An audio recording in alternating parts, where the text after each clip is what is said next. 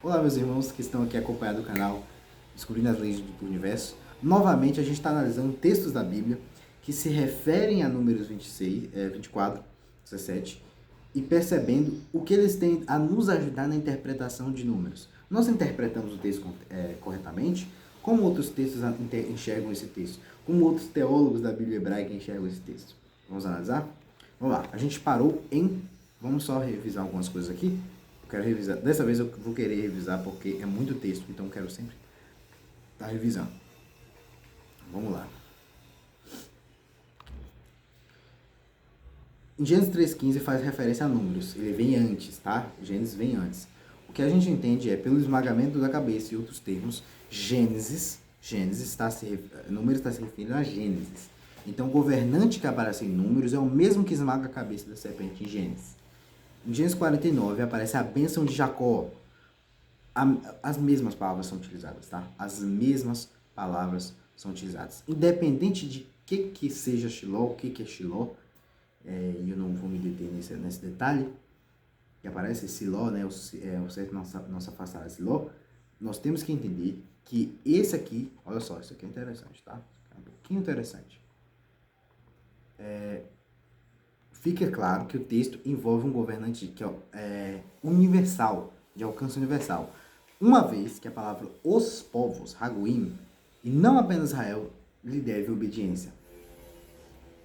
E essa especificação sugere que toda a linhagem real da Judéia alcançará seu clímax final com esse governante. Com esse governante, a gente vai ter o maior ápice da Judéia, implicando assim a interpretação messiânica para essa realeza. Entendeu? Então, o maior rei de todos será aquele que virá através de Judá, e esse será Shiló.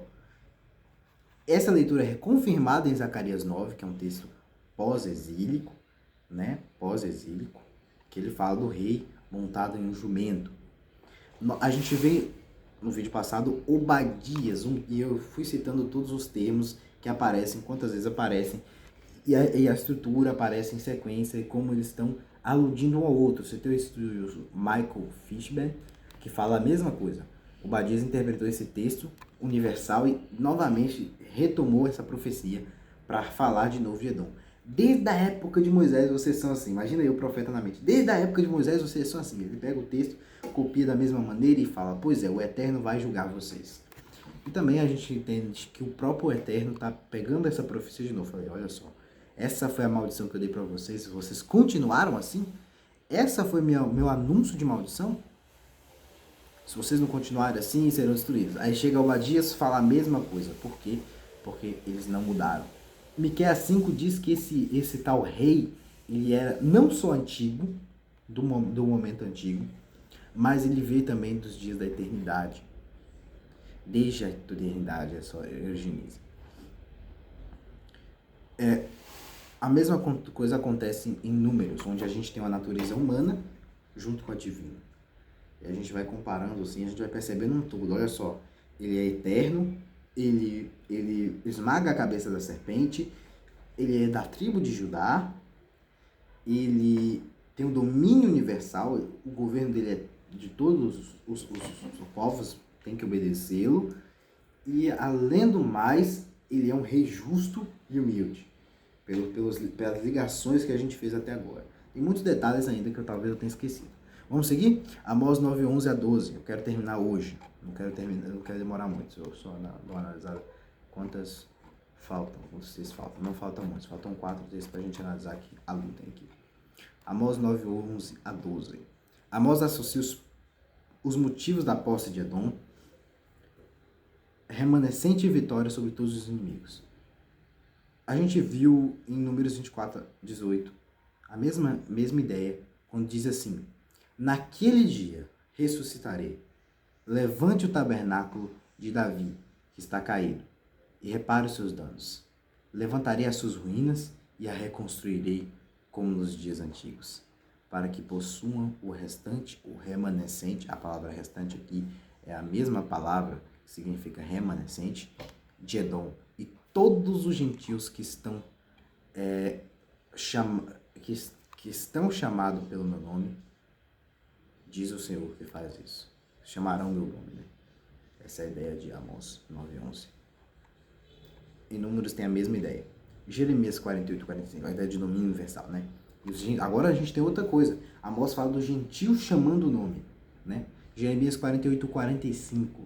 Da mesma maneira, lembra que eu falei que o Obadias estava relembrando Jeremias? Jeremias vai ter a mesma associação, e eu falei que ele iria não ter, né? Mas só o que Jeremias fala de interessante.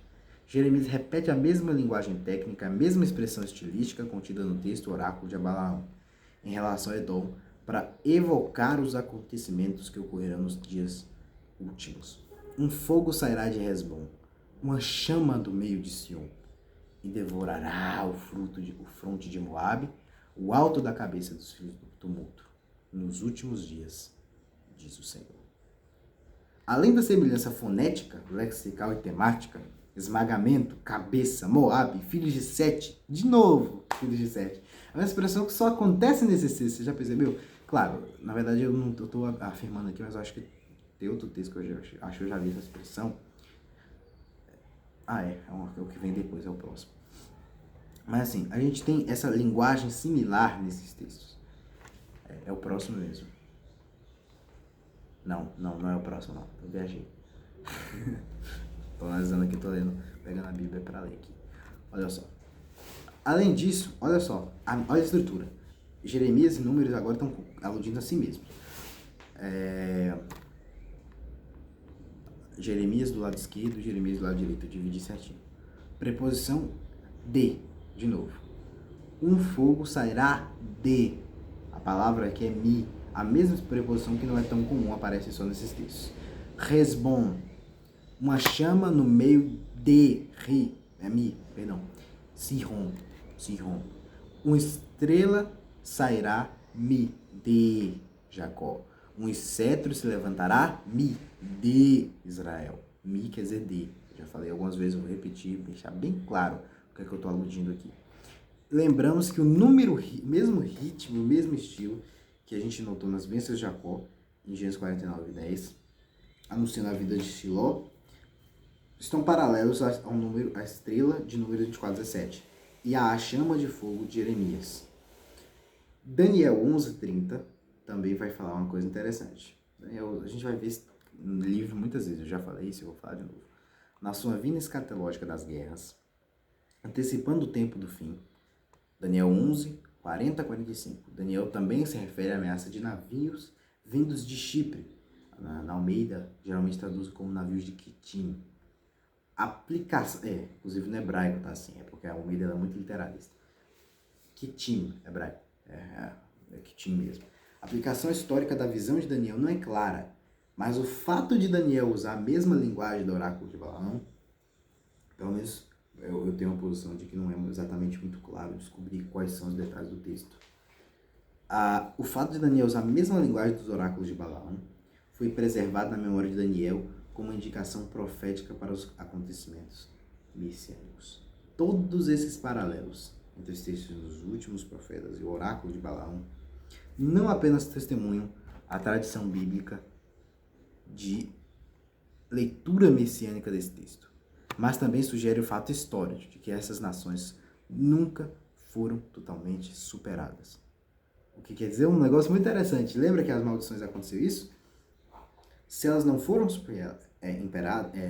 superadas, esse cumprimento ainda não foi total. É isso que o texto quer dizer. Percebeu? A profecia ainda não se cumpriu completamente. Tanto é que Obadias tem que repetir essa profecia de destruição das nações. Na verdade, a derrota das nações citadas no oráculo de Balaão, bem como a ascensão de Chipre, que só aparece mais tarde no cenário histórico, dificilmente permitiria a identificação deste rei como Davi. Portanto, apoiaria antes a possibilidade de uma alusão messiânica. O que já, novamente, olha, o vaticínio ex-evento já foi pro saco. Porque se esses textos ainda não foram cumpridos na época de que foram escritos, como é que eles estão querendo aplicar a Davi uma profecia que não se cumpriu? Estão querendo, quer dizer que fizeram na época de Davi um texto fazendo a profecia para que Davi, na verdade, seria o rei. Beleza, negão. Mas se a profecia que o próprio cara que fez para Davi escreveu não cumpre Davi, como é que a gente resolve isso aí? Entendeu o problema? Salmo 110. Esse eu gosto demais. A gente já falou em Gênesis 3:15, mas vamos falar de novo? Salmo 110. O oráculo de Balaão compartilha muitos paralelos verbais com o Salmo 110. Olha só, nenhum oráculo aparece. Oráculo, eu lembro quando eu li esse texto a primeira vez. Oráculo de Davi, não sei o quê. Hadar, regra, aparece nas mesmas palavras. Mahatz, esmagar, aparece de novo no mesmo termo. Oyeb, inimigo, com pronome sufixo. Além disso, o tema geral da vitória sobre os inimigos, bem como os motivos do cetro e das cabeças, são comuns entre os dois. Disse o Eterno meu Senhor, senta-te à minha direita até que eu ponha os teus inimigos por escabelo dos teus pés. Oyeb, por escabelo dos teus pés. Como esteira, como lugar para pisar. Essa é a ideia do texto. Esses ecos significativos entre as duas passagens sugerem que o Salmo 110 estão aludindo conscientemente ao quarto oráculo de Balaão. E colocam o oráculo de Balaão em sua perspectiva messiânica, já que o Salmo 110 é indiscutivelmente messiânico. Todas as pessoas que leem textos sabem o que é profecia messiânica, entendem o Salmo 110 como messiânico. Porque ele é muito messiânico. É a cara dele. Ele tem uma cara de messiânico, tem jeito de messiânico. É messiânico, né? Que é o ponto principal. O fato desse salmo se referir tanto à profecia da semente, em Gênesis 3:15, como à profecia da estrela, mostra a inter-relação entre os textos. E a gente, olha só, a gente confirma que Gênesis 3:15 realmente está aludindo a Números 24, já que o salmo alude tanto a Gênesis quanto a esse de Números. Mais um detalhe que aponta para a nossa interpretação estar correta. No contexto atual da guerra e da perspectiva sombria da derrota, eu gosto desse textinho aqui do Lucan, que a própria sobrevivência de Israel é tão ameaçada, a profecia de Balaão é uma visão de futuro distante sobre vitória e glória. Uma visão de esperança que, enriquecida pelos seus textos paralelos, nos fornecem muitas informações importantes sobre o Messias. Tá? O que a gente entendeu até agora, analisando esses textos paralelos? Foram muitos. O retrato do Messias é que ele é divino e humano. A gente confirma o que a gente descobriu quando fez a análise exegética, tá bom? O Senhor, o próprio Deus, é a origem desse ser, Messias, porque cuja origem são antigas, desde a antiguidade eterna. Miqueias 5:2. Mas ele também vem do pó de Jacó e dos pequenos entre os milhares de Judá. Miqueias 5:2. A linhagem do Messias é assim traçada a partir de Jacó e Judá, explicitamente por Balaão, e mais tarde a partir de Davi. Olha só que legal, isso aqui é legal. Jacó e Judá, e mais tarde a partir de Davi, em 2 Samuel 7:12. Que vê o Messias originário de Belém, a cidade de Davi. Além disso, como eu falei, Samuel. O Messias também governará todas as nações. Isso é bem entendido no texto. Vai esmagar os inimigos de Israel, garantir a paz para sempre. E o impacto desse Messias é universal. O horizonte da batalha final abrangerá toda a terra, todas as nações. E, no entanto, a destruição cósmica do inimigo está associada à morte dos justos, que poderia ser identificados como Deus. E lembra o estranho cenário projetado em Gênesis 3:15. Agora, encerramos a análise. Foi um pouquinho complicada, eu acho um pouquinho sempre cansativo fazer essas análises longas, mas é importante a gente ter deep dive, nada de superfície. Essa série vai ser para você entender perfeitamente o texto. Bom, é entender os textos de maneira correta. Então, é importante perceber isso, tá? É importante perceber esses detalhes aí na profecia. Agora a gente vai falar de tradição judaica no próximo vídeo. Muito obrigado por ter acompanhado até aqui. Muito obrigado mesmo, tá bom? Shalom, Vitraúd.